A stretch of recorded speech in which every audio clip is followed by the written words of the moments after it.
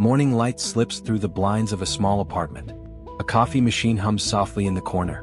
A man stands by the kitchen counter. He's been awake all night. The clock on the wall reads 5:12 a.m. Outside, a car passes. Somewhere, a dog barks once, then stops. He doesn't move. His eyes stay fixed on nothing.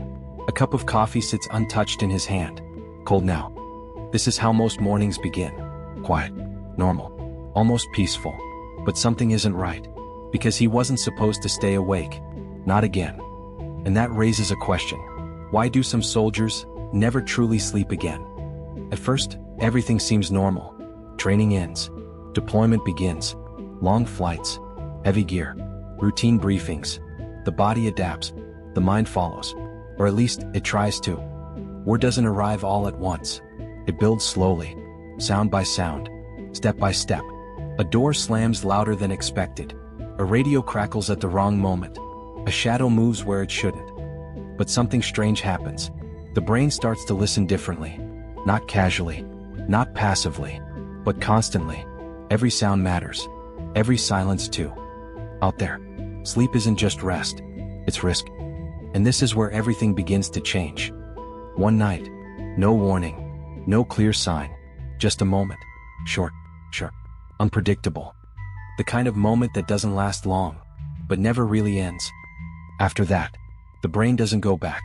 It can't. What most people don't know is this. The body can leave war. But the mind often stays behind. Back home, everything looks safe. Clean streets. Soft beds. Locked doors. Quiet neighborhoods. But the silence feels different now. Too quiet. Unnatural. The same man sits on his bed. Lights off. Eyes open. Listening. Always listening. A floor creaks. He sits up. Heart racing. Breathing shallow. Nothing's there. But that doesn't matter. Because to him, it could be. And this is the part no one sees. Sleep requires trust. Trust in your surroundings. Trust that nothing will happen. Trust that you can let go. But for some soldiers, that trust is gone. And once it's gone, it doesn't come back easily. So the brain adapts. It stays alert. Even at night. Even in silence. Even when there is no danger. Especially then. But here's the deeper truth. It's not just fear. It's memory. Not always clear. Not always visual. But present. Constant. A sound. A smell. A sudden movement. And the body reacts first. Before thought. Before logic. Before reason. And this is where everything connects. The last quiet night before deployment felt normal. The moment everything changed felt fast. Life after war feels slower, heavier. And sleep? Sleep feels dangerous. Because in sleep, you let go. You stop watching. You stop listening. And for some, that feels like a mistake they can't afford to make again. So they stay awake, night after night. Not because they want to, but because something inside them refuses to turn off. Back in the apartment, the sun is rising now. Light fills the room. Soft, warm, ordinary. The man finally sits down. The coffee is still in his hand.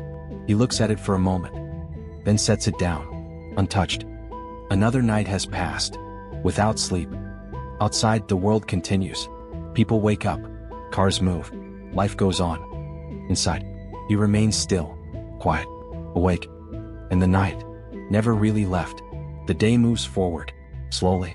Light fills every corner of the apartment now. The sounds of morning grow louder. Footsteps in the hallway. A door closing somewhere nearby. Water running through pipes in the walls. He notices all of it. Every detail. Every small shift. As if the world is speaking in signals. But across the city, in another quiet room, someone else is just waking up. She sits at the edge of the bed, watching him, carefully, without saying a word. She has learned this routine. Not from explanation, but from repetition. The untouched coffee. The stillness. The long nights that never seem to end. At first, she used to ask questions. Did you sleep? Are you okay? Do you want to talk? But something strange happened. The answers never really came. So now, she listens too. Not for danger, but for him. The way his breathing changes. The way his shoulders tense. The way silence stretches just a little too long.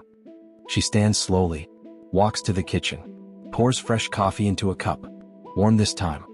Places it gently on the table, closer to him. He notices, just a glance, nothing more. But that small movement, it matters.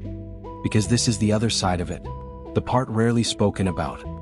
War doesn't stay with just one person. It echoes, softly, into the lives around them. And this is where everything shifts again. She remembers how it used to be, before deployment. Sleep came easily, lights off, quiet laughter, normal nights. Now, nights feel different, longer, uncertain. Sometimes she wakes up suddenly, not because of a sound, but because of the absence of one.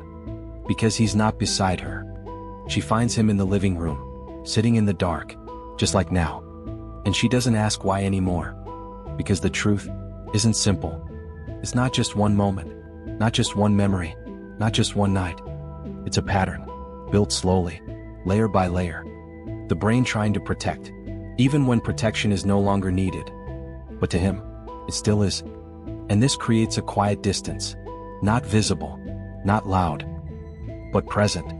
They sit in the same room, just a few feet apart. Yet the experience of that space is completely different. For him, every second is awareness. For her, every second is waiting. Waiting for him to rest. Waiting for something to change. Waiting for a night that feels normal again. But here's what most people don't realize. Recovery doesn't look dramatic. It doesn't happen all at once. It's small, almost invisible. A longer breath, a moment of stillness, a night where the eyes close, even if just for a few minutes. And sometimes, that's where it begins. Back at the table, he reaches for the new cup of coffee. His hand pauses, just for a second, then continues. He takes a sip, slow, careful. Warmth. It's a small thing, but it's real.